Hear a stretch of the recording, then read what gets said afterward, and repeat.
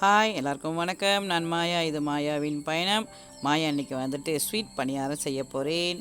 ரொம்ப சூப்பராக இருந்துச்சு. நான் சாப்பிட்டுட்டேன். சாஃப்டாகவும் இருந்துச்சு. ஸோ நீங்கள் பாருங்கள் மாயா செய்த ரெசிபி எப்படி இருக்குன்னு. செய்யறதுக்கு தேவையான பொருள் பார்ப்போம். 1 கப் உளுந்து, 1 கப் பச்சரிசி, இது ரெண்டையும் வந்துட்டு ஊற போட போகிறோம். குறைஞ்சபட்சம் 2 ஹவர் ஊற போட போகிறோம். ஓகே, நமக்கு அரிசி உளுந்து ஊறிடுச்சு. நம்ம இதை அரைச்சி வைக்க போகிறோம். அரைச்சி வச்சுட்டு அதுக்கப்புறம் இன்னும் ஒரு 6 ஹவர் மறுபடியும் ஊற வைக்க போகிறோம். அதில் கொஞ்சமாக உப்பு போட்டு கொஞ்சம் திக்காக தோசை மாவு மாதிரி பதத்துக்கு நீங்கள் ரெடி பண்ணி வச்சுருங்க. அந்த மாவு ஊறுறதுக்கு வேலையில் நீங்கள் வந்துட்டு ஒரு சின்ன ஸ்பூன் அளவுக்கு நெய் விட்டு அதில் வந்துட்டு நான் தேங்காய் சிலுசிலாக வெட்டி வச்சுருக்கேன். சின்ன சின்ன துருவலாக அதை நம்ம வறுத்து எடுத்துக்குவோம். இது ரொம்பவும் கருக்கி வறுக்கக்கூடாது, ரொம்பவும் லைட்டாகவும் வறுக்கக்கூடாது. சுமாராக பார்த்து வறுத்துக்கணும். நெய் பத்தலை அப்படின்னு சொன்னால் இன்னும் ஒரு டீஸ்பூன் அளவுக்கு நெய் போட்டுக்கலாம். நெய் போட்டால் வாசனையாக இருக்கும். நாம் கொஞ்சம் நாட்டு சர்க்கரையை போட்டு பாகு செய்ய போகிறோம். ஒரு 3/4 கப் அளவுக்கு நாட்டு சர்க்கரை, 1/2 கப் அளவுக்கு தண்ணி. இதை ரெண்டையும் ஒன்றா ஊற்றி நம்ம கொஞ்சம் மிதமான சூட்டில் லைட்டான பாகு தான் இது, ரொம்ப திக்கு பாகுலாம் கிடையாது. நமக்கு அந்த கருப்பு சீனி கரைஞ்சால் மட்டும் போதும். பாருங்கள், அது எவ்வளோ நேரம், ஒரு குறைஞ்சபட்சம் ஒரு 10 நிமிஷம் கிண்டினாலே போதும். ஓகே, நமக்கு பாகு ரெடி ஆகிடுச்சு. கேரமல் மாதிரி லைட்டாக செஞ்சால் போதும். அந்த பாகுலேயே ஒரு டீஸ்பூன் அளவுக்கு ஏலக்காய் சுக்கு மிக்ஸ் பண்ணிக்கலாம். ஸோ 6 ஹவர் ஆகிடுச்சு. நமக்கு மாவும் ரெடி ஆகிடுச்சு. பாருங்கள் எவ்வளோ திக்காக இருக்குது. ஸோ அதே நேரத்தில் கொஞ்சம் லைட்டாக புளிச்சிருக்குது. ஓகே, நமக்கு அந்த புளிச்ச மாவு இருக்கு இல்லையா, அந்த மாவில் தேங்காய் சில்லு வறுத்ததையும் செய்து வச்ச பாகு, கருப்பு சீனி பாகையும் ஒன்றா போட்டு மிக்ஸ் பண்ண போகிறோம். நம்ம இதில் உப்பு போட வேண்டாம். நான் அந்த தேவைக்கேற்ற மாதிரி கொஞ்சம் சீனி போட்டுக்கலாம். உங்களுக்கு விருப்பமாக இருந்தால் சீனி போட்டுக்கலாம், அப்படி இல்லைனாலும் பரவாயில்லை. ஆனால் நான் கொஞ்சம் அளவுக்கு தேவையான அளவுக்கு சீனி போட்டுக்கிட்டேன்.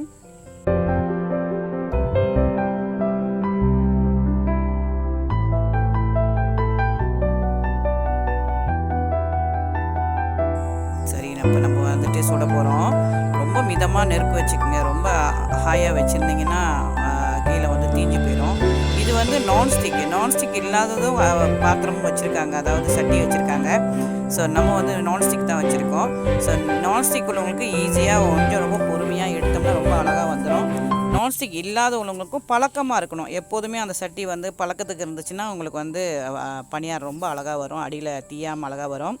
ஸோ உங்கள்கிட்ட எந்த இது இருக்கோ அதை வச்சு டெஸ்ட் பண்ணுங்கள். மாயா சொல்லி கொடுத்த இந்த ரெசிப்பியை இப்போ எப்படி வருதுன்னு பண்ணிட்டு பார்ப்போமா?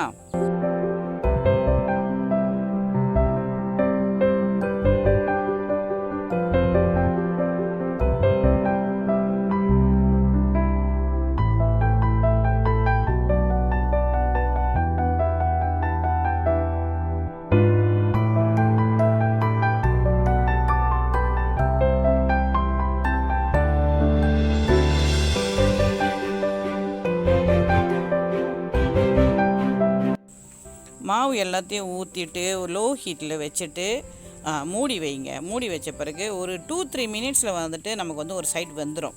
ஸோ மெதுவாக எடுத்து திருப்பி போட்டிங்கன்னா இன்னும் ஒரு 2 மினிட்ஸ் நீங்கள் அதே மாதிரி வைக்கணும். அதுக்கு பிறகு அது வெந்துடும். ஸோ மொத்தமாக ஒரு 5 மினிட்ஸில் இந்த பலகாரம் செஞ்சு எடுத்துடலாம்.